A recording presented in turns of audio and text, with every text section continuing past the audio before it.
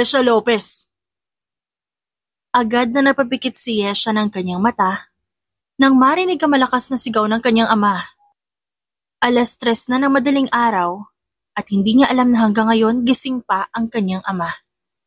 Akala niya kasi tulog na ito. Dahan-dahan pa man din siya sa paglakad kanina nang pumasok siya sa pinto. "Hi, Dad!"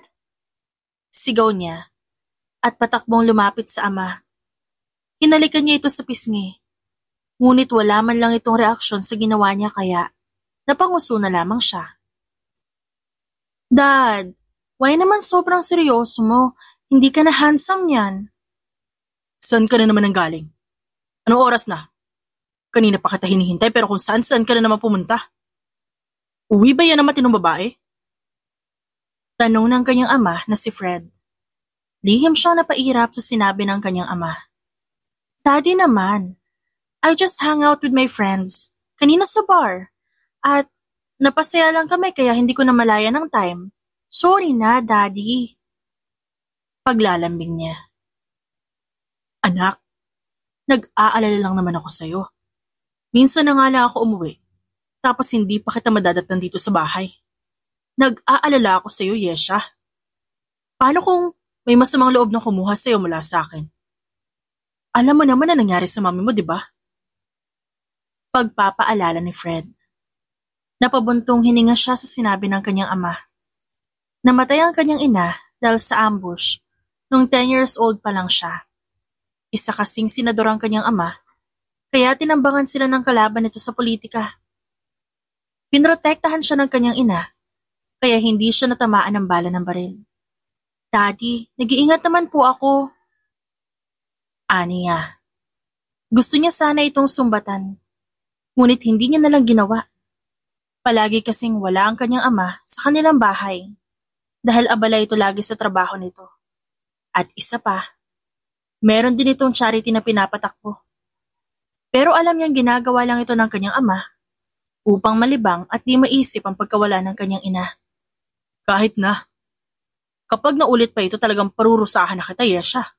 Ang sabi sa akin ng bodyguards mo, palagi mo raw silang tinataguan at tinatakasan. Alam mo naman kung para saan ang mga bodyguards mo, di ba? It's for your own safety, anak. Sana naman, maintindihan mo ako kung ba't ko ginagawa yun sa'yo. Importante ang bagay na to, Yesha." "I know, Dad, but I want my freedom." "Yesha, naiintindihan kita pero sa ngayon makinig ka muna sa akin. Maliwanag ba, Yesha Lopez?" "Yes, Daddy." "O sige na, umakyat ka na sa kwarto mo at magpahinga." Saad ni Fred. Hinalikan muna siya ng kanyang ama sa noo bago siya umakyat ng second floor kung nasa ng kanyang kwarto. Tinanggal niya muna ang kanyang makeup at naglinis ng katawan bago nagpa siyang matulog. Kinabukasan, tinanghali na siya ng gising. "Yaya, nasa si Daddy?" Tanong niya sa isang kasambahay. "Umalis na po, ma'am. Kaninang 6:00 pa po siya umalis." Sagot ng kasambahay sa kanya. Napasimangot siya dahil sa sinabi nito. Bago dumiretso sa dining room para kumain. Hindi niya man lang nakakasama ang kanyang ama sa pagkain dahil inuuna na naman ito ang pagtatrabaho.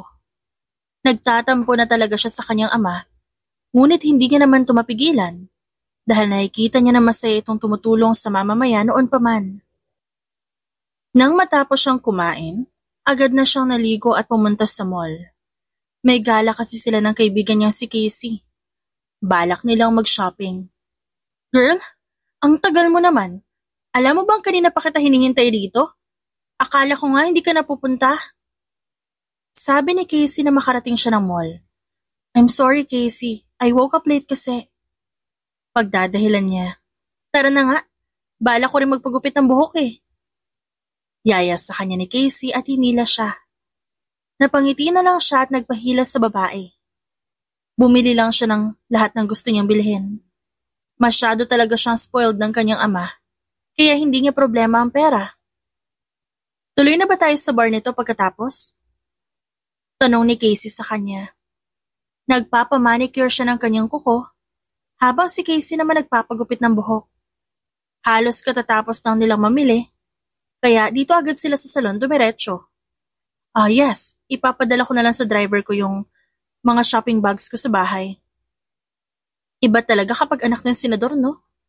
Anong feeling na nakukuha mo lahat ng gusto mo, Yesha? Biglang tanong ni Casey. What do you mean? Wala nga yung freedom ko eh. And I don't want my bodyguards din, kaya tinatakasan ko sila. Hindi ako makagalaw ng maayos because of my bodyguards. Kahit na, swerte ka pa din. Sabi ni Casey. Natawa na lang siya sa sinabi nito bago ipinikit ang mga mata. Halos 3 oras din silang nagstay sa salon dahil nagpakulay pa siya ng buhok. Hindi na siya umuwi sa kanilang bahay dahil agad na silang dumiretso sa bar na kanilang pinag-usapan kanina. At tulad ng palagi niyang ginagawa, tinakasan niya na naman ang kanyang bodyguard. Panay ang sigaw niya habang umiinom ng alak. Dahan-dahan lang, Yesha. Hindi ka naman mauubusan ng alak, no? Natatawang saway ni Casey pero wala siyang pakialam doon. Casey, kaya nga we're here sa bar to party and make lasing ourselves. Here, try this one. Aniya at inalok si Casey ng hawak niyang alak. Napangisi siya ng inumin ni Casey ang ibinigay niyang alak dito. Hindi niya alam kung ilang oras na silang nasa bar. Masyado nang lasing ang kanyang kaibigan at tinamaan na rin siya ng alak. Wala silang driver na kasama dahil sila lang dalawa ang nagpunta ng bar at dala nila ang kotse ni Casey. Uwi na tayo, Yesha, nahihilo na ako. Yaya sa kanya ni Casey. You're so weak naman, Casey. The night is still young pa. Come on, let's drink. Tama na, Yesha. Lasing ka na din. Wala maghahatid sa atin. I'm not lasing at all. I can drive you home pa nga if you want eh. Uwi na kasi tayo. Sige na nga. You're so KJ talaga. Hindi umimik si Casey kaya naman, inalalayan niya na lang ito sa paglalakad. Ipinasok niya si Casey sa backseat ng kotse at dumiretso naman siya sa driver's seat. Hindi pa naman siya sobrang lasing at kaya niya pang mag-drive. Nang maisuot niya ang seatbelt, nagsimula na siya magmaneho.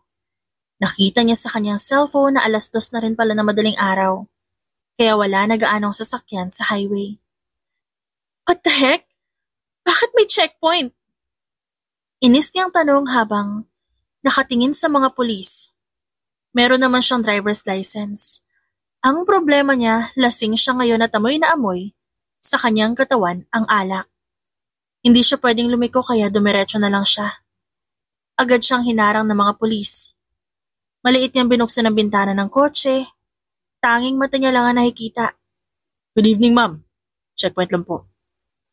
Pinagmasdan niyang mabuti ang pulis. Gwapo yun ngunit halata sa muka ng lalaking pulis na masungit ito. Oh, ay po, sir. May hinuli po ba kayong criminals? I am not a criminal naman, so can I pass na lang? Pakibuksan na lang po na maayos ang bintana niyo, ma'am. May kailangan lang po kami makita. Mariin siyang napapikit at dahan-dahang binuksan ang bintana. Nang idilat niya ang kanyang mata, nakangisi na sa kanya ang lalaking pulis. What? Mataray niyang tanong. Lasing po kayo, ma'am. I know. Bawal po yung ginagawa niyo. Paano na lang kapag na-aksidente kayo? Dahil nagdadrive ka ng lasing. Can you just give me a ticket na lang? I know naman na lasing ako. Wala kaming driver ni Casey. And I can still drive pa rin naman. Pwede kayo makulong sa ginagawa niyo ito, ma'am. What? Me? Kulong? No way. You know my dad ba? My father is none other than Fred Lopez, the senator. You don't have the rights to kulong me, ha? Nauubos ng pasensya ko sa inyo, ma'am. Hindi naman talaga kayong target namin ngayong gabi. Pero dahil makulit ka, sumama ka na lang sa amin sa presinto at pag-usapan natin to. Napangan na lang siya sa sinabi ng pulis. Hindi naman pwedeng basta niya na lang patakbuhin ng kotse. Dahil kilala na siya ng pulis at paniguradong mas lalaki ang kanyang atraso kung itatakas niya ito.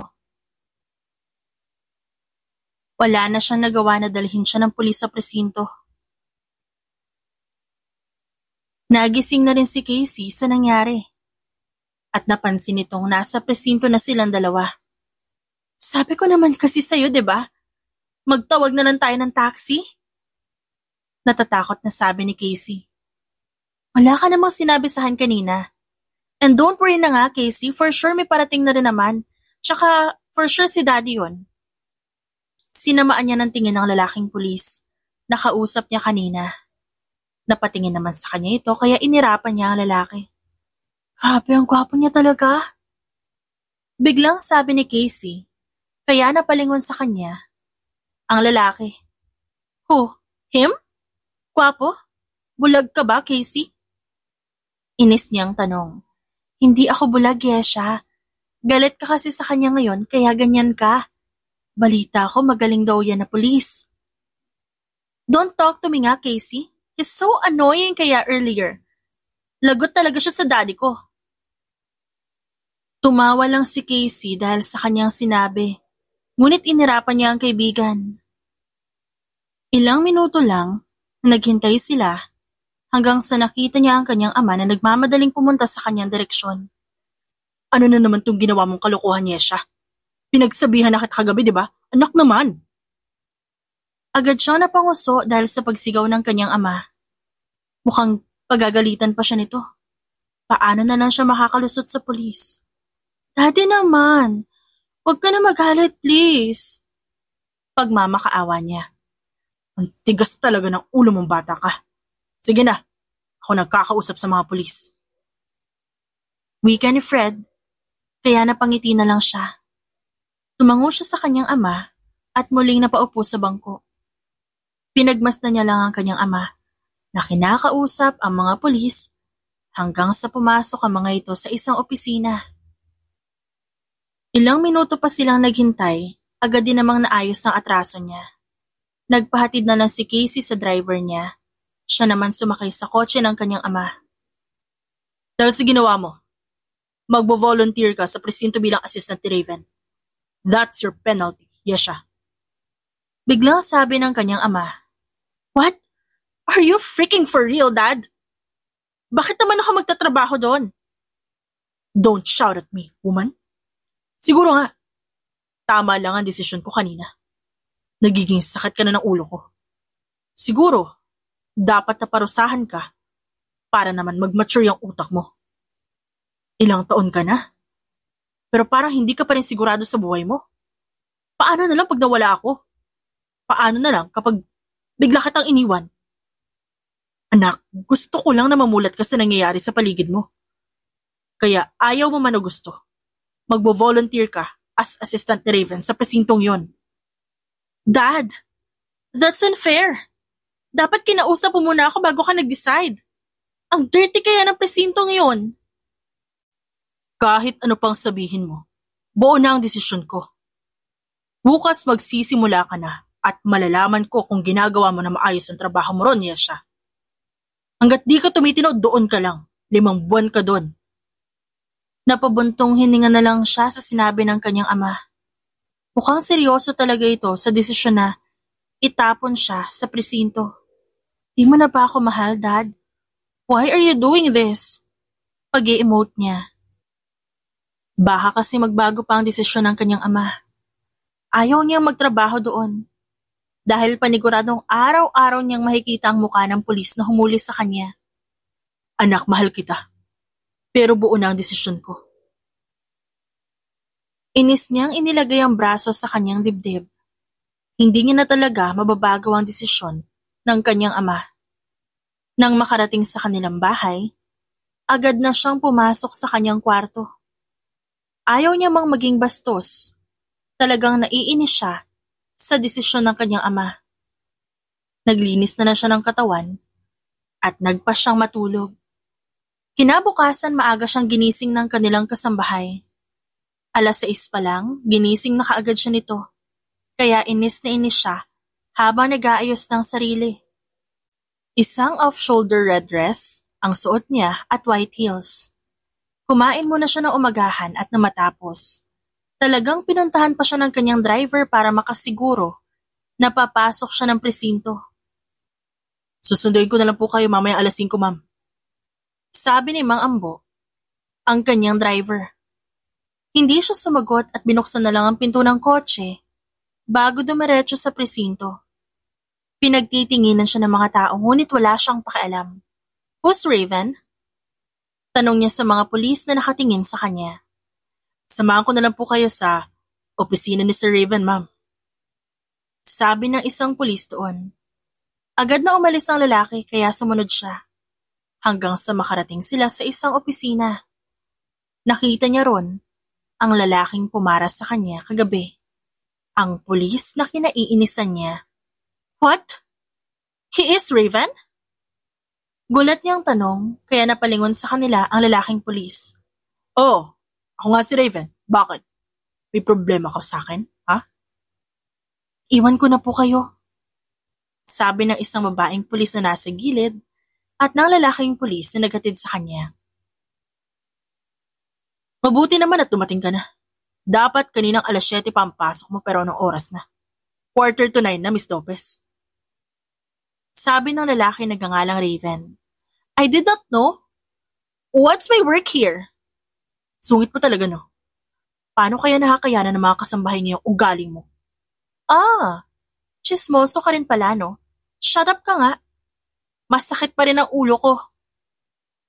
Aniya at naupo sa couch. Miss Lopez, narito ka para magtrabaho. Di para umupo lang sa couch. Mabuti pa, pumunta ka na sa table mo para masimula mo yung trabaho mo. Sabi ni Raven ngunit hindi siya gumalaw. Inilagay niya na lang ang kanyang kamay sa ulo niyang sumasakit. Akala niya, titigilan na siya ni Raven. Ngunit nagulat siya nang may kamay na humawak sa kanyang braso at sa pilitan siyang itinayo. Pinilit niyang magpabigat ngunit masyadong malakas ito kaya nahilas siya nito. Hinawakan ni Raven ang kanyang braso upang hindi siya muling makaupo, kaya sobrang lapit ng katawan nilang dalawa sa isa't isa. Ano ba? Inis niyang sigaw. Magsimula ka na magtrabaho, Yesha. Sabi ni Raven habang nakatitig sa kanya. Ramdam niya ang mabilis na pagtibok ng kanyang puso habang nakatingin kay Raven. Dagdag pa ang braso nito na nakapulupot sa kanyang bewang. Bago sa kanya ang pakiramdam na yon, kaya hindi niya alam kung ano ang dapat na gawin.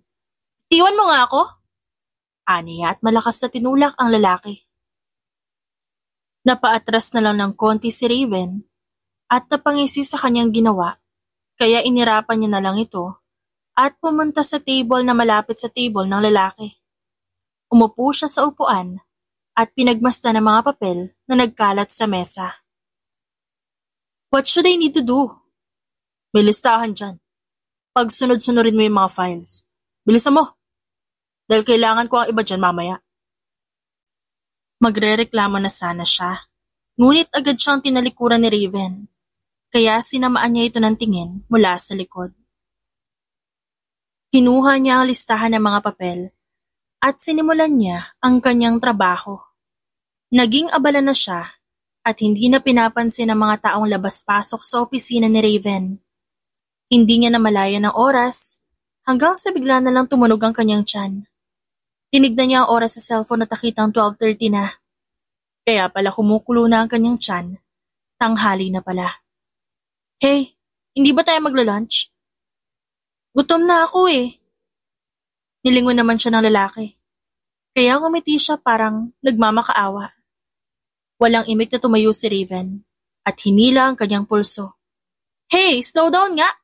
Yung pa ako! Sigaw niya dahil bigla siyang natapilok. Sino ba kasi may sabi sa'yo na magsuot ka ng heels? Bukas, mag-flat sandals ka na lang o kaya mag-rubber shoes. Huwag ka na rin magsuot ng dress ha. Takaw atensyon ka masyado sa ibang pulis.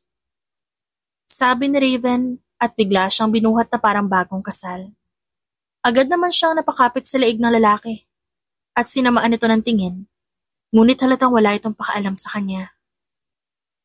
Ano ba mali sa suot ko? I look maganda with my dress kaya, and I want this. Can't you see my height then? I am small, kaya I need to wear heels para tumangkad ako. Pangangatwiran niya. Kung paiiralin mo yung gusto mo dito sa presinto, mahihirapan ka sa trabaho mo. Sumunod ka na lang sa mga sinasabi ko. Ayoko nga. Shut up na nga. Naiinis ako sa'yo. Hindi niya napansin na nasa kantina pala silang dalawa at lahat ng pulis nakatingin sa kanila. Ngayon lang siya nahiya dahil sa ayos nilang dalawa ni Raven. Pinilit niyang kumawala sa pagkakabuhat sa kanya ni Raven, ngunit hindi naman siya binibitawan ng lalaki. Hey! Put me down! Pinapanood na nila tayo oh! Shut up! Saway ng lalaki kaya napanguso na lang siya. Hinayaan niya na lang ito na pumunta sa isang table na may iilang pulis. Ibinaba siya ron ng lalaki, kaya napaupo siya na maayos.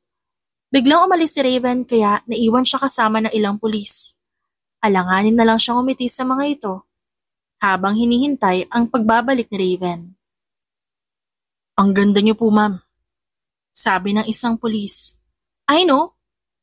Aniya, dahilan kung bakit natawa ang ilan pa. Ilang minuto niya pang hinintay si Raven hanggang sa dumating na ito. May dalang pagkain ng lalaki at halos mapangiwi siya na makita yon. Ew, what's that? Pagkain ba yan ng pig? Anong pagkain ng baboy? Laing to, kumain ka na. No, I will not eat that food. Mag-o-order na lang ako ng pagkain ko. Saad niya at ilalabas na sana ang kanyang cellphone ngunit agad na hawakan ni Raven ang kanyang kamay. Hindi. Magsasayang ka lang ng pagkain. Na-order ko na to, kaya ito ang kainin mo. Bawal kang tumanggi. Sayang pa sa oras kung maghihintay ka pa ng order mo online. Marami ka pang trabaho na dapat gawin. Kaya kumain ka na. Nakakainis ka talaga. Nakakainis ka. Sigaw niya. Ngunit sinamaan lang siya ng tingin ni Raven at binigyan siya ng kutsara. Inayos ng lalaki ang pagkain na nasa kanyang harapan. Kaya naman, kumuha muna siya ng konting laing bago inamoy. Walang lason yan. Tikman mo na. I know. Inaamay ko lang naman eh. Pagdadahilan niya, napaasik si Raven dahil sa kanyang sinabi. Ngunit tinarayan niya lang ito at muling nilingon ng laing na nasa kutsara. Pikit mata niyang kinain ng laing at nang matikman niya, napangiti na lang siya. This is masarap naman pala. Akala ko pangit ang lasa eh. I like it. Puro ka kasi reklamo agad. Saad ni Raven na kanyang katabi. Sunod-sunod na pagsubo ang kanyang ginawa at hindi pinansin si Raven sa mga sinasabi nito. Talagang nasarapan siya ng sobra sa laing kaya halos maubos niya na yun lahat. I'm full. Aniya at sumandal sa sandalan na upuan. Tumingin siya kay Raven at doon niya nakitang nakatitig pala ito sa kanya. Bahagyang namula ang kanyang muka dahil sa titig ng lalaki. Nagulat siya nang biglang inilapit ni Raven ang mukha nito sa kanya. Akala niya hahalikan siya ng lalaki. Ngunit pinahid lang pala nito ang gilid ng labi niya. Ang kalat mo palang kumain. Natatawang sabi ni Raven. Can you buy me a bottle of tubig please? Ba't bibili ka pa ng tubig? Meron naman tubig dun sa jug. Itinuro ng lalaki ang jug na nasa counter. Agad siyang napailing sa sinabi ni Raven. No way! Baka mamaya may germs pa yan. Bilang mo na lang ako ng tubig. Ikaw ang assistant ko. Pero makapag-utos ka sa akin, daig mo pa ang boss. Saad ni Raven ngunit agad din namang sinunod ang kanyang utos. Ilang linggo ang lumipas, patuloy lang siya sa pagtatrabaho sa presinto. Madalas silang magbangayan dahil palagi siya nitong pinagagalitan. Madalas ay dahil sa kanyang kaartehan. Siyempre, hindi naman siya nagpapatalo. Sinasagot niya ang lalaki. Nadiligan mo na ba yung tanim sa labas? Yes, I already did. Duh! Inis niyang sagot habang tinatype ang mga papel na kailangan para mamaya. Ano ba yung ginagawa mo? Parang kanina ka pa nakatutok dyan. Hindi mo man lang ako nililingon dito. Shut up ka na nga lang dyan, Raven. I'm done with my work, so stop bothering me. Simpleng sagot na ang kailangan ko, Yesha. Hindi mo kailangan magsungit sa akin. Hindi siya sumagot dahil abala siya sa kanyang ginagawa. Nang matapos niya i-print ang mga kailangan ng lalaki, agad siyang dumiretso sa website ng bag na bibilhin niya online. Hindi na siya nakakapag-mall dahil kahit Sabado at Linggo, meron siyang pasok kaya naman sa online na lang siya bumibili ng mga gusto niya. Mabuti na nga lang, binibigyan pa rin siya ng pera ng kanyang ama. Pati nga mga gamit niya rito sa opisina, siya rin ang bumili. Noong una, monoblock lang ang kanyang bangko. Ngunit pinalitan niya yun ng swivel chair. At ang maliit niyang lamesa naging malaki na. Hindi ka ba talaga sasagot sa kanya siya? Inis na tanong ni Raven, ngunit di pa rin siya sumagot. Akala niya titigil na ang lalaki. Ngunit nagulat siya nang biglang umikot ang kanyang swivel chair. Napasandal siya sa sandalan na upuan nang biglang lumapit ang mukha ni Raven sa kanya. Nakapatong ang dalawang kamay nito sa armrest ng upuan, kaya para siyang nakakulong. Ano? Di mo pa rin ako sasagutin? What's wrong with you ba? Ang lapit ng mukha mo. Kunwari pa siyang nainis, ngunit wala naman yung epekto sa lalaki. Bakit kasi hindi mo ako sinasagot? Nag-online shopping lang naman ako eh. Sabay silang lumingon sa monitor ng computer, ngunit napanganga siya nang makita ang lalaki na kahubad. Talaga? Online shopping? Bakit lalaki na kahubad yan nasa monitor ng computer mo? Sarkastikong tanong ni Raven. I don't know, okay? Maybe napindot ko lang yan, kaya yan yung lumabas. At bakit ka ba galit? Am I forbidden to look at men na nakahubad? Ay nako, mauubos ang pasensya ko sa iyong babae ka. Ginigigil mo ko. Kumunot ang kanyang noo sa sinabi nito. Hindi niya maintindihan kung ano ang kinikilos nito sa kanya. Huwag mo nga ako sigawan. Narito lang naman ako sa harapan mo eh. Muling lumingon sa kanya si Raven at nagulat siya nang tanggalin ni Raven ang botones na uniforme nito. Bumungad sa kanya ang sandong puti ng lalaki. Ngunit maging yon, tinanggal din ni Raven. Oh, my abs! Nanginginig ang boses na saad niya nang makita ang magandang katawan ng lalaki. Para siyang matutuyuan ng laway. Habang pinagmamasdan ang hubad na katawan ni Raven, mas maganda pa ang katawan nito kesa sa lalaking nasa monitor ng kanyang computer. Ngayon, magsawa ka sa katawan ko. Titigan mo hanggang gusto mo, walang magbabawal sa'yo. Ngumisi si Raven habang pinagmamasdan ang mapulang mukha ni Yesha. Hindi niya inaakala na meron pala siyang epekto dito. Akala niya kasi, puro pagtataray lang ang kayang gawin sa kanya ng babae. Wear your uniform nga! Di naman maganda yung body mo eh. Nauutal na sabi ni Yesha at umiwas ng tingin. Napailing na lang siya dahil halatang nagsisinungaling lang si Yesha para maiwasan siya. Hinawakan niya sa mukha ang babae at inilingon sa kanya ito. Kinuha niya isang kamay ni Yesha at ipinahawak sa kanyang abs. Lalo lang namula ang mukha ni Yesha, kaya lihim siyang napangiti. Talaga? Hindi maganda ang katawan ko? Pang-aasar niya. Ilang segundo pang tumitig sa kanya ang babae, hanggang sa matauhan nito at binawi ang kamay. Pilit siya nitong tinutulak, ngunit hindi naman siya gumagalaw sa kanyang kinatatayuan. Shoo! Doon ka nga sa far away! Shoo! Shoo! Ano ba? Yesha, hindi ako aso para itaboy mo ng ganyan, pero kaya kitang kagatin. Aniya at iniwan ng babae sa table nito. Napatawa na lang siya nang marinig ang sunod-sunod na bulong ng babae. Halatang naiinis na naman to sa kanya. Sinuot niya na lang ulit ang kanyang uniform at lumabas sa opisina. Parang ang saya mo yata ngayon, sir. Ano po meron? Bati ng isang pulis. Wala naman. Sadyang masaya lang talaga ako ngayon. Sir, ilang taon na tayo magkatrabaho pero ngayon lang kita nakitang ganyan kasaya. Dahil po ba ito kay Ma'am Yesha? Nakagat niya ang ibabang labi ng pasimple. Pangalan pa lang ni Yesha, naapektuhan na siya.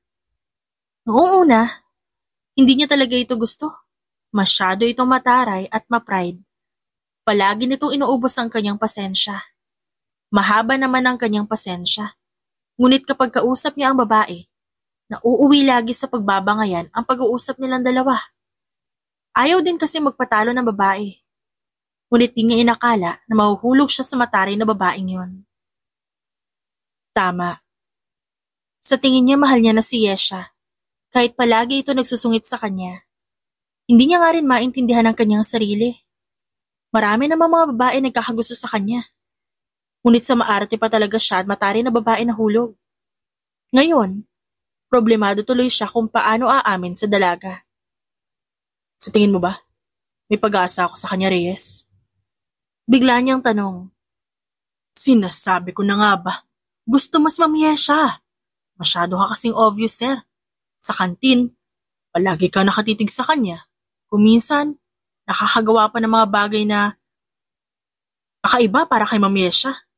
Na ngayon mo lang ginawa. Sabi ni Reyes. Sagutin mo na lang yung tanong ko. May pag-asa kaya ako sa kanya? Oo naman, sir. Iyon nga lang mahihirapan ka sa kanya. Bukod sa anak siya ng senador, alam mo naman ang ugali nun. Mataray. Halos lahat nga ng pulis dito sa presinto natarayan niya na eh. Palibhasa, spoiled sa ama, kaya ganun ang ugali. Good luck na lang sa'yo, sir. Napakamot na lang siya ng batok dahil sa naging sagot ni Reyes. Tama nga naman to. Talagang mahihirapan siya pagdating kay Yesha. Unang beses pa lang siyang nagmahal ng babae at talagang sa spoiled brat pa, nahulog ang kanyang loob. Kinabukasan maaga siyang pumasok. Gusto niya nang umamin kay Yesha. Yun nga lang, hindi niya alam kung paano. Inabangan niya si Yesha sa harap ng presinto, ngunit napakunot ang kanyang noo nang makitang may kasama itong lalaki. Nakikipagtawanan pa si Yesha, kaya hindi niya maiwasang makaramdam ng selos. Halata kasi sa mukha nito na masaya ito. Bye! Sigaw ni Yesha. Kumaway ang babae kay Lawrence. Ex niya yun, ngunit naghiwalay silang dalawa dahil hindi sila nag-click. Masyado pa kasi silang mga bata noong nagkaroon sila ng relasyon, kaya agad din silang naghiwalay. Sino yun? Sino yun? Oh my God! Sigaw niya sa gulat nang makita si Raven na nasa harap ng presinto. Hindi niya alam ngunit bigla siyang kinabahan sa itsura ng lalaki ngayon. Para na kasi itong papatay. Halatang bad mood. I'm so gulat naman. What are you doing there? Sagutin mo ko, Yesha. Sino ang lalaking yan? Ex ko. Bakit kayo magkasama dalawa? Ex na, di ba? What's wrong with you ba? Dinalaw niya ako kanina umaga sa bahay. At he insisted na ihatid ako dito. Happy now? Ba't ang aga niyo dumalaw sa bahay niyo? Mag-apply ba siyang security guard niyo? Why are you so galit? Wala naman siyang ginagawa mali sa akin. And besides, he's my ex naman, so I don't see any problem na pumunta siya sa bahay namin. Lalampasan na sana niya si Raven. Ngunit nagulat siya nang bigla nitong hinawakan ng kanyang kamay. Aangal na sana siya. Ngunit nilagyan ng poses ni Raven ang kanyang pulso. At ang isang poses naman, nasa pulso ni Raven. Hey, alisin mo nga to? Hindi. Subukan mo alisin yan. At gagawin ko 1 taon ang pagbo-volunteer mo dito. Madali lang pakiusapan ng ama mo. Sigurado akong papayagan niya. Kung ano man ang hiling ko. Tara na, magsimula na tayo magtrabaho. Ang aga-aga pa, pinapainit mo agad ang ulo ko. Hinawakan ni Raven ang kanyang kamay. Magka-holding hands na nga silang pumasok sa presinto kaya pinagtitinginan sila ng ibang pulis. Gusto niya maumangal ngunit di niya magawa. Magdadalawang buwan na naroon na siya sa presinto. Ayaw niya nang madagdagan ng buwan. Ang pananatili niya doon. Ngayon nahihirapan siya sa pagtatrabaho dahil 1 kamay lang ang gamit niya. Si Raven naman mukhang masaya pa sa kalagayan nilang dalawa. Halata kasi na sanay ito magtrabaho kahit na 1 kamay lang ang gamit. Kailan mo ba aalisin tong posas? Ang sakit na ng kamay ko eh. Hindi ko to tatanggalin. What? Are you for real? Hindi ako makakapag-work na maayos. Nilingon siya ni Raven at pinagmasdan ang kanyang ginagawa. Nagpapi ice pa siya sa lalaki. Dahil baka tanggalin na nito ang posas sa kanyang pulso, ngunit walang kahirap-hirap siyang binuhat nito at pinaupo sa kandungan nito. Nakatagilid siya ng upo sa kandungan nito at ramdam niya ang hininga ng lalaki sa kanyang leeg. Pagpatuloy mo na yung ginagawa mo. Hindi ka na mahihirapan. Bulong ni Raven. Pulang-pula na ang kanyang muka at pinagpatuloy ang ginagawa. Ganun lang silang dalawa hanggang lunch break. Himala nga dahil nag-order ng pagkain online si Raven. Bakit ka nag-order online? May food naman sa kantin. Masarap din naman ang pagkain doon. Gulat na tumingin sa kanya si Raven, kaya tinaasan niya ito ng kilay. Hindi niya kasi maintindihan kung bakit nagulat ang lalaki. May sakit ka ba? Tanong ni Raven at nilagay ang isang palad dito sa kanyang leeg. Hey, wala akong sakit na. Ano ba? Nakakagulat kasi ang sinasabi mo. Noon ayaw mo kumakain sa kantin kasi sabi mo baka marumi ang pagkain doon. Tas ngayon okay na sa'yo. Mukhang napabuti nga talaga ang pagsistay mo rito sa presinto. Nababawasan na yung sungay mo. Pang-aasar ni Raven. Inirapan niya ang lalaki. Totoo rin naman ang sinabi nito. Alam niya naman na paunti-unti na siyang nagbabago. At dahil yun, kay Raven at sa mga pulis na nakakasama niya sa lugar na ito. Buong maghapon silang nakaposas. Tinanggal lang nito ang posas na mag-uwian na. Ihahatid kita sa inyo ngayon. What? No way. Baka sabihin mo kay daddy na dagdagan pa ang months na narito ako. You can't do that. Ang OA mo. May gusto lang ako ipaalam sa kanya. Sinamaan niya ito ng tingin ngunit hinila ni Raven ang kanyang pulso at di na siya umangal, sumakay na lang siya sa kotse ni Raven. Tahimik lang sila habang binabagtas ang daan papunta sa kanilang bahay. Ilang minuto pa at nakarating na rin sila sa bahay nila. Ano ba sasabihin mo kay daddy? Pinagmasdan niya si Raven na parang kinakabahan to. Ilang segundo lang silang naghintay at himala dahil nasa bahay ang kanyang ama. Oh, anong ginagawa mo rito, Raven? Gulat na tanong ni Fred nang makita si Raven. Magandang hapon ho, sir. May gusto lang po sana ako sabihin sa inyo. At ano naman yon? Gusto ko lang po magpaalam sa inyo. Nais ko pong ligawan si Yesha. Hindi siya makapagsalita sa sinabi ni Raven. Pakiramdam niya na tulos siya sa kanyang kinatatayuan. Ano? Liligawan mo ang anak ko? Gulat na tanong ni Fred. Yes, sir. Gusto ko pong formal na magpaalam sa inyo. Dahil alam ko po na nag-iisang anak niyo lang si Yesha kaya iniingatan niyo siya. Huwag mo kayo mag-alala. Iingatan ko rin po siya tulad ng pag-iingat na ginagawa niyo sa kanya. Senator, mahal ko po ang anak niyo. Sagot ni Raven. Pero spoiled tong anak ko. Mataray din, kaya baka hindi mo matagalan ang ugali niya. Dad! Alam ko po, sir. Pero kaya ko naman po i-handle ang ugali ngayon ni Yesha. Kahit po araw-araw siya magsungit sa akin, ayos lang. Kaya ko pong tiisin ang ugali na meron siya. At isa rin po ang ugaling yon. Kaya minahal ko siya. Sir, alam ko po imposible itong sinasabi ko. Dahil ilang buwan pa lang naman po kami magkakilala. Pero mahal ko siya, sir.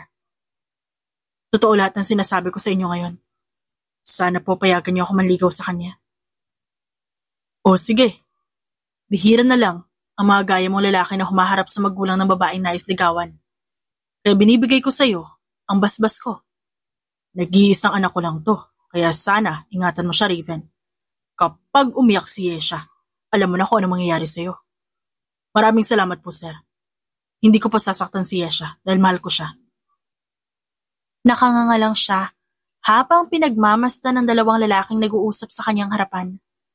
Protective sa kanya ang kanyang ama, kaya hindi siya makapaniwala. Napapayag ito sa nais ni Raven. Aalis na rin po ako agad, sir. Sinadya ko lang po talagang pumunta dito para makapagpaalam sa inyo ng personal. Yesha, hatid mo sa labas si Raven. Kahit nagulat pa rin sa nangyari, inihatid niya ang lalaki sa labas ng gate. Masyado siyang ginulat ng lalaki kaya hindi niya alam kung paano ito kakausapin. What's that, Raven? Niligawan mo talaga ako? Tanong niya na makarating sila sa harap ng kotse ni Raven. Oo, mukha ba ako nagbibiro? I was just surprised. I mean, I know naman na inis ka sa ugali ko and this happened. You said na mahal mo ako, totoo ba yun? Lumapit sa kanya si Raven at hinawakan ang kanyang pisngi. Ngumiti rin to sa kanya, dahilan kung bakit kumabog na mabilis ang kanyang dibdib. Ano naman nakakagulat sa sinabi ko? Mataray at spoiled ka lang, pero hindi ka mahirap mahalin niya siya. Kaya nga patutunayan ko ang sarili ko sa iyo na seryoso ako, di ba? Sige na, alam kong pagod ka sa trabaho. Magpahinga ka na. Basta bukas susunduin kita. Huwag ka na magpapatid sa Lawrence na yon. Tumango na lang siya sa sinabi ng lalaki. Nagulat siya nang bigla siya nitong halikan sa noo. Pumikit siya at dinama ang halik ni Raven. Bye, mahal ko. Magkita na lang tayo bukas. At totoo ngang niligawan siya ng lalaki kahit pa tinatarayan niya ito. Hindi pa rin to sumusuko sa kanya. Patuloy pa rin to sa ginagawa sa kanya.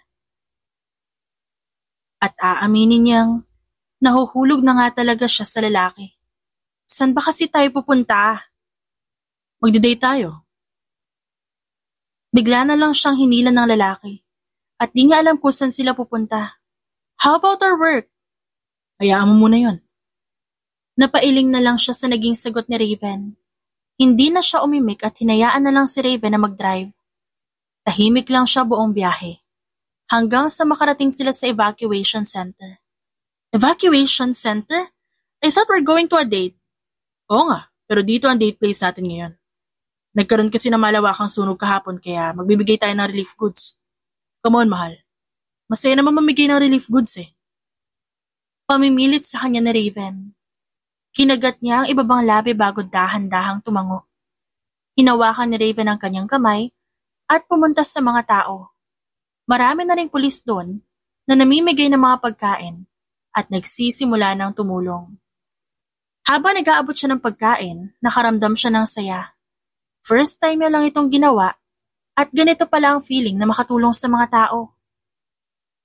Ang ganda mo naman, Iha. May boyfriend ka na ba? Meron akong anak na lalaki. Gwapo yun kaya tiyak akong bagay kayong dalawa. Sabi ng isang matandang babae. Magsasalita na sana siya. Ngunit nagulat siya na may kamay na humawak sa kanyang bewang. Nang lingunin niya yon, nakita niya si Raven na seryoso ang muka. Sensya na kayo, nanay ah. Pero nililigawan ko na po ang babaeng to eh. Ganun ba, sir? Naku, sayang naman. Sabi ng matanda at agad na umalis. Nilingon niya si Raven at napangiti siya nang makita ang nakasimangot nitong muka. Bakit mo ka masaya ka pa dyan? Ano, gusto mo magpaligaw sa anak ni nanay? Ines na tanong ni Raven. Bakit naman ako magpapaligaw sa anak ni nanay when I already have you?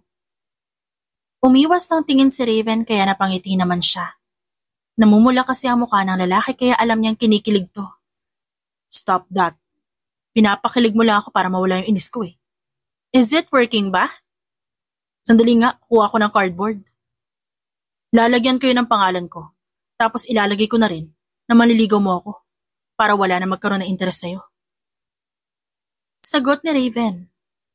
Aalis na sana ang lalaki ngunit tinawakan niya ito sa kamay. Ilagay mo na lang sa cardboard na girlfriend mo ko. Wait, what? Girlfriend? Ibig mong sabihin ito sinasagot mo na ako? Yes. Why? Ayaw mo ba? No way. Wala na bawian niya siya. Girlfriend na kita. Napangiti na lang siya nang yakapin ni Raven. Masaya siya dahil sa wakas nasagot niya na rin ang lalaki. Sa lahat ng nanligaw sa kanya noon, tanging si Raven lang ang nagkaroon ng lakas ng loob na harapin ang kanyang ama. Ito lang din ang nakatagal sa ugali niya. Inaamin niya, may pagka-toxic talaga ang kanyang ugali. Ngunit pinipilit niya namang magbago. Lumipas ang ilang buwan.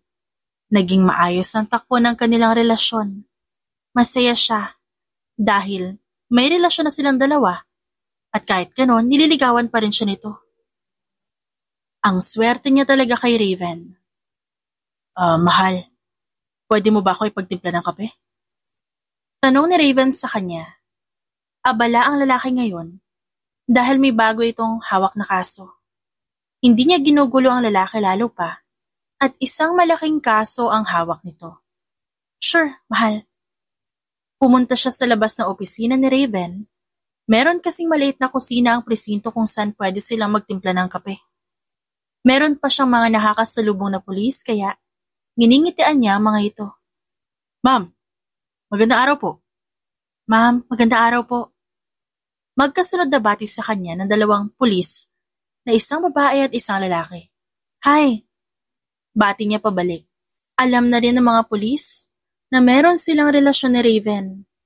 Ito pa nga mismo ang nagpakalat sa presinto para daw hindi na siya lapitan ng ibang lalaking pulis. Malapit na rin po pala matapos yung volunteer niyo rito, ma'am. May balak po ba kayo magstay pa rito? Masaya po kasi si Sir Raven kapag nakikita niya kayo eh. Bahagya siya natigilan. Tama ang sinabi nito. Ilang linggo na lang at matatapos na ang kanyang trabaho. Ibig sabihin, hindi na sila madalas magkikita ni Raven. Yeah. Malapit na matapos.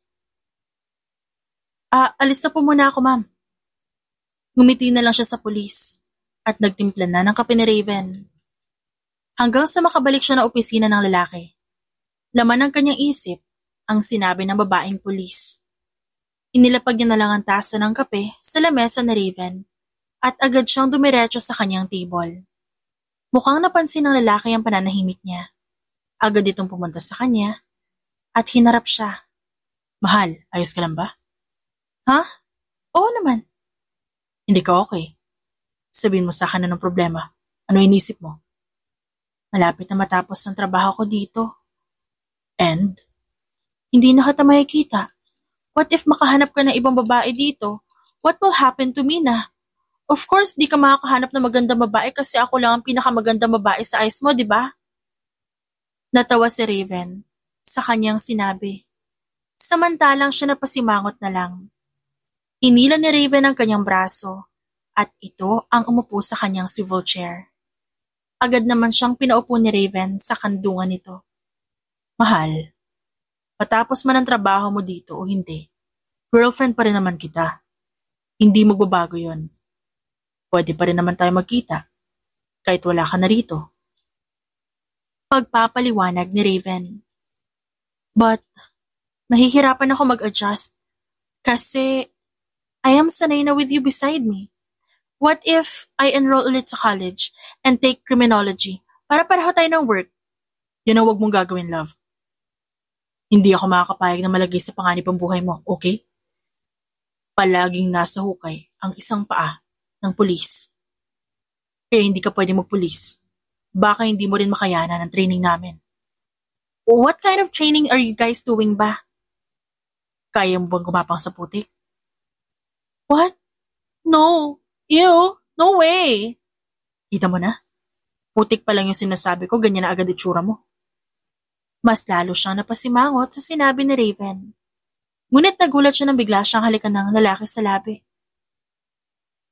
Ano na lang gagawin ko pagkatapos ko dito? Tanong niya. Ang dapat mo lang na gawin, hintayin ako, okay? Hindi naman habang buhay na magtatrabaho ako bilang pulis.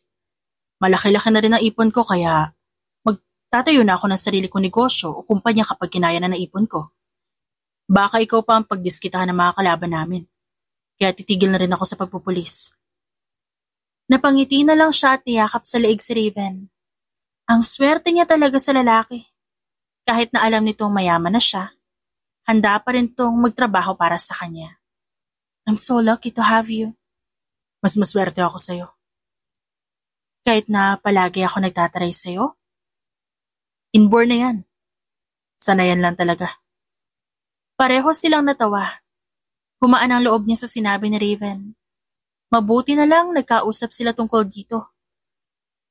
Susunduin pala kita mamaya ha. Why?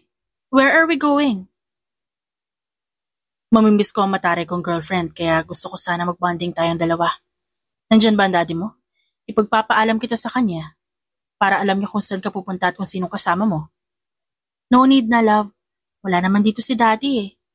Abala siya sa work niya, baka nasa opisina siya today. Kahit na.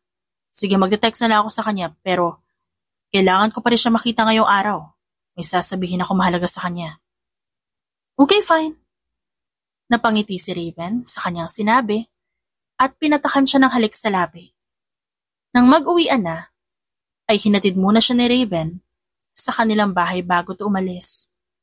7:00 pa naman sila makikita, kaya may panahon pa sila para mag-ayos ng kanilang sarili. Ma'am, nandiyan na po sa labas yung boyfriend niyo. Sabi ng isang kasambahay kaya agad siyang napatango. Pinagmasdan niya ang sarili sa salamin bago nagpa siyang lumabas sa kwarto.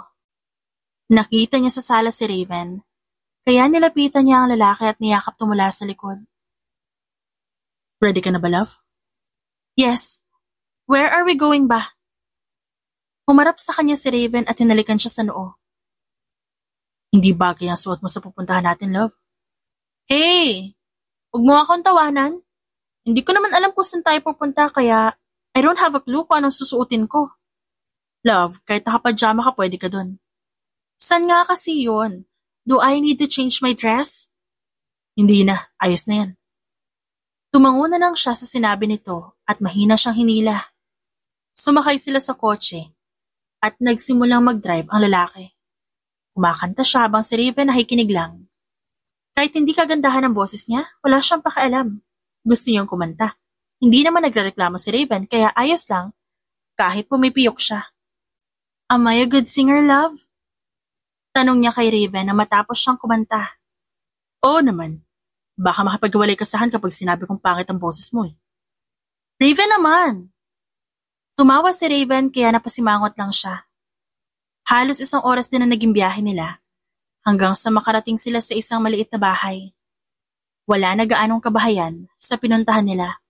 Tahimik ang buong paligid. Nasaan tayo? Dito ako pumupunta kapag nasistress ako sa trabaho. Ito yung paboritong lugar ko. Gusto ko tandalhin dito kasi mahalaga ka sa buhay ko. Sa lugar na to, dito ako lumaki. Yung dating bahay namin dito wala na kaya nagpatayo na lang ako ng bagong bahay pero maliit lang. Come on love, pumasok na tayo sa loob. Muli siyang hinila ni Raven at pumasok sila sa loob ng bahay. Malinis at maganda ang disenyo sa loob, kaya napahanga siya. Mamaya na natin ayusin ang gamit natin. Sa likod muna tayo pumunta. Merong pinto sa likod ng bahay, kaya doon sila dumaan. At halos mapanganga siya. Nang makita ang likod, meron kasi nakaset na table doon. At marami pang bulaklak. Sa gilid naman, may nakalatag na blanket. Meron ding mga pagkain kaya lihim siyang napangiti. Para siyang nasa isang fairy tale. Nagustuhan mo ba? Tanong ni Raven at niyakap siya mula sa likod.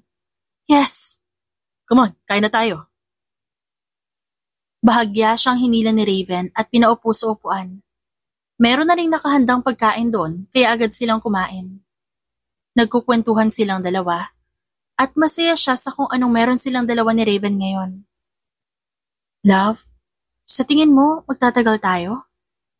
Oo naman, lalo na kapag ginawa ko to. Napaawang ang kanyang bibig nang biglang lumuhod si Raven sa kanyang harapan at may inilabas na maliit na box sa bulsa nito. Hindi siya makapaniwala. Love, alam ko na bago pa lang ang relasyon nating dalawa. Alam ko na marami pang pagsubok na dadaan sa relasyon nating dalawa. Pero sana, magkasama natin yung harapin. Ilang buwan pa lang tayo nagkakakilala, pero sobrang hulog na hulog ako sa'yo. Masyado mong binihag ang puso ko. Huwag ka mag-alala, nagpaalam na ako sa daddy mo at pumayag siya sa gusto kong gawin. Alam kong nabibilisan ka sa mga nangyayari, pero wala na akong pakialam doon. Sobrang mahal kita, Yesha. Gusto ko nang gumising sa umaga na ikaw ang makikita ko katabi sa kama. Gusto kong ikaw ang katabi ko sa pagtulog. Gusto ko ikaw ang madadatnan ko sa bahay kapag umuwi ako galing trabaho. Hindi ko na yata kayang patagalin ng 1 araw na hindi ko na itatanong to sa'yo. Sigurado ako sa'yo.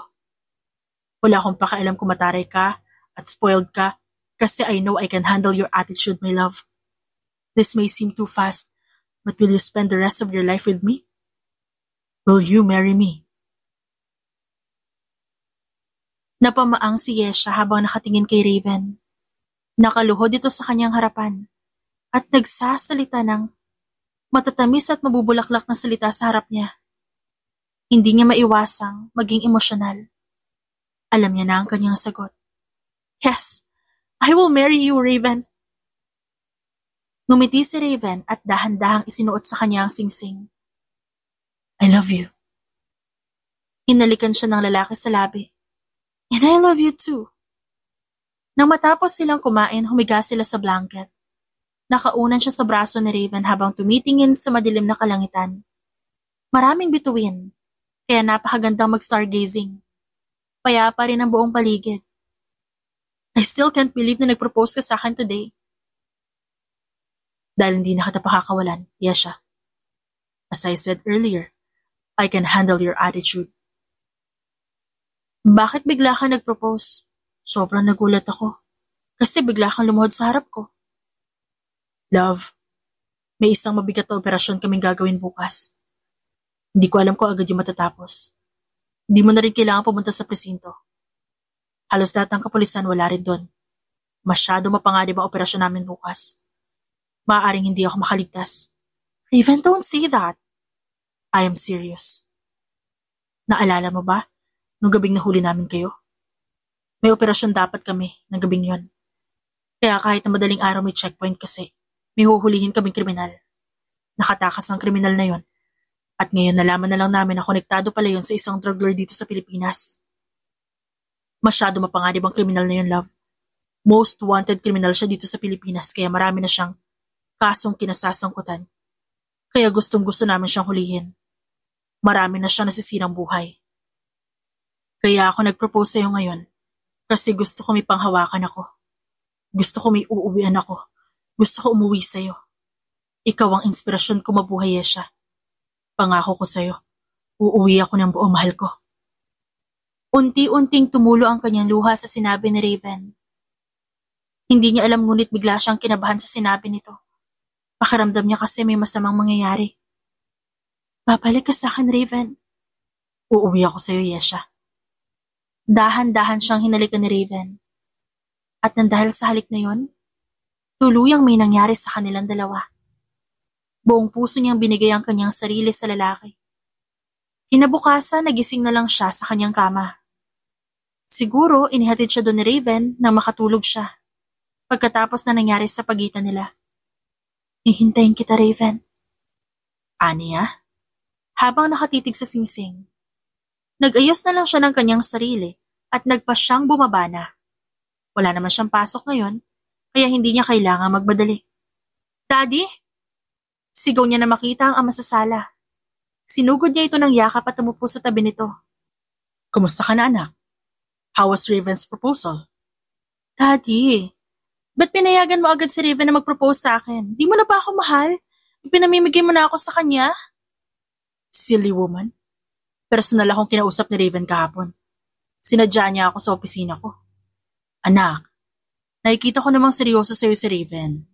Ramdam ko na hindi kanya pababayaan. Bihira na lang ang lalaking ganon. Natulad niya. Biruin mo yun. Kahit ako niligawan niya pa rin para lang makuha ang tiwala ko. Hindi mo man lang alam, pero halos araw-araw bumibisita yun sa akin para kausapin ako. Doon pa lang alam kong seryoso na siya sa'yo. Kaya na magpaalam siya sa akin na magpo-propose siya sa'yo, agad na akong pumayag. Kasi panatag ang loob ko sa kanya. Alam ko na kapag nawala ako dito sa mundo, sa mabuting tao kita iiwan. Napangiti na lang siya sa sinabi ng kanyang ama. Hindi niya inakalang nililigawan din pala ni Raven ang kanyang ama. Ilang linggo ang lumipas, ngunit walang Raven ang nagpapakita sa kanya. Ni hindi niya alam kung nakaligtas ba ito sa operasyon. Natapos na niya ang kanyang pag-volunteer at kahit ilang beses siyang pumunta sa presinto, walang makapagsabi sa kanya kung nasan si Raven. Masyado raw pribado ang kaso.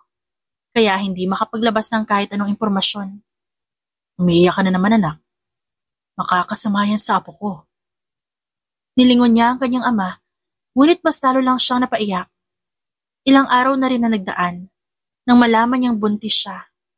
May nabuo nung gabing may nangyari sa pagitan nilang dalawa ni Raven. Akala niya, magagalit ang kanyang ama, nang malaman na buntis siya, ngunit hindi naman pala. Suportado nito ang kanyang pagbubuntis.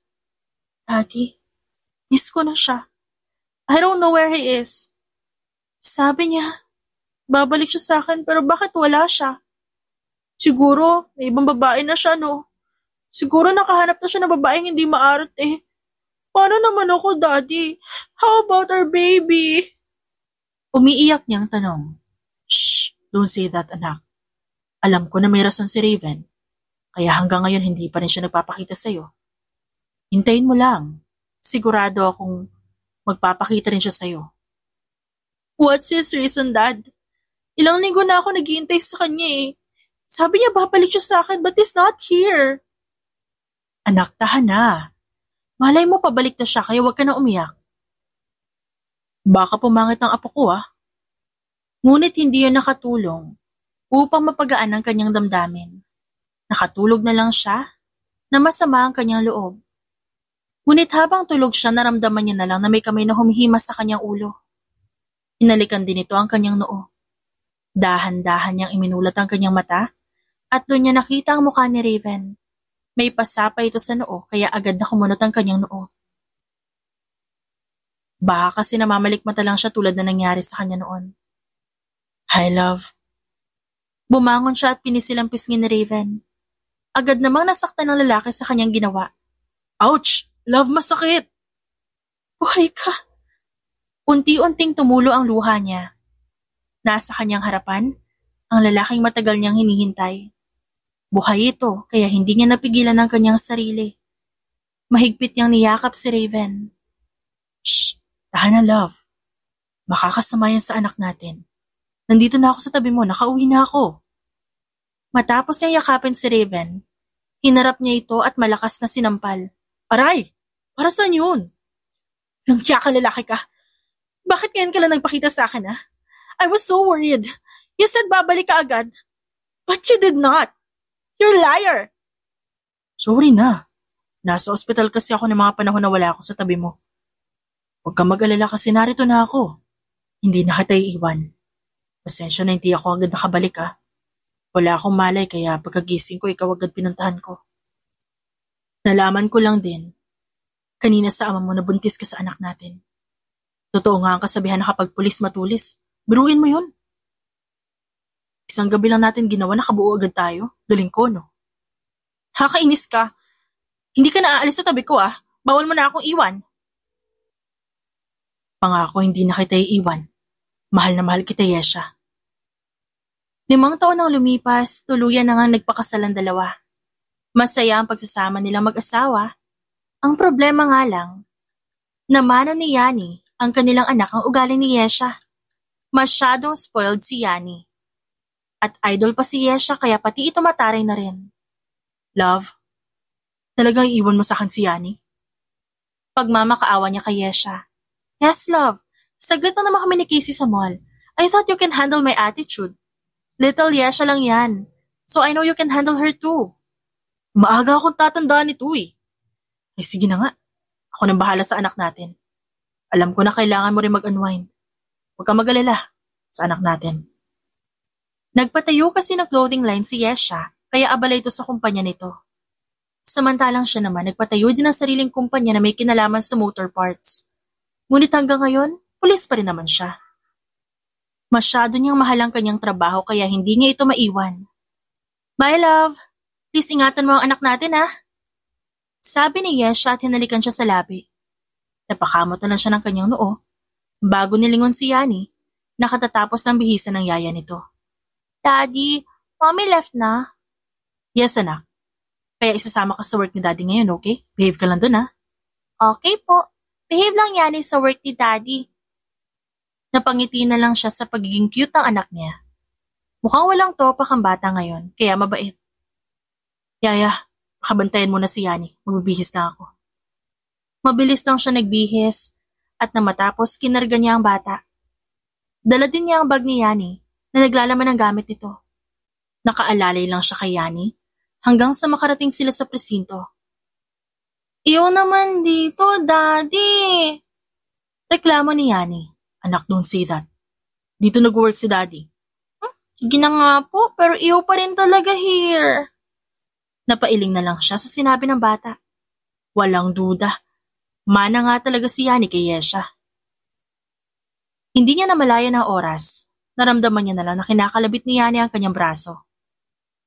Yes, anak. Tanong niya habang nakatitig pa rin sa monitor ng computer. Daddy, I'm hungry na. Can we eat na? Tinignan niya ang kanyang relo at doon niya napansin na pasado 12:00 na rin pala. Muntik pa siyang mapamura dahil hindi sila nakakain ng merienda ni Yani. Masyado siyang abala sa trabaho.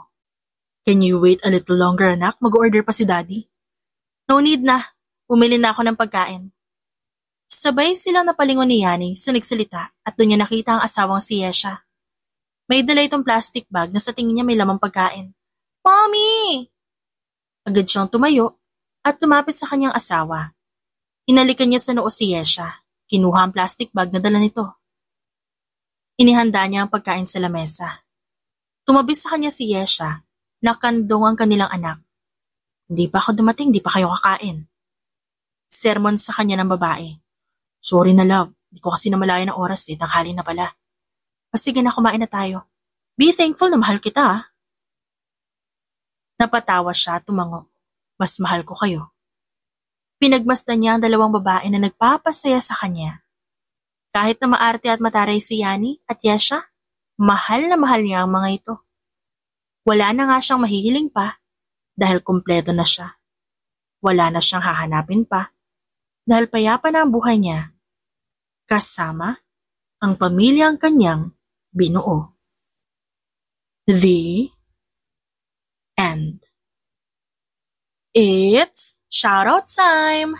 Shoutout kina Zenaida Porter, Emma Ruth Piniro, Edna Espinosa, Martz Ibanez, Alier Teped, Vivian Cahayon, Leonora Pandakila, Rowena De Leon, Avelina Bores, Techi Pacardo, Nana Beth Longno, Saud Lumala, Ems Maranion, Nico Atihera, at Angie Torres. Maraming salamat po sa inyong lahat.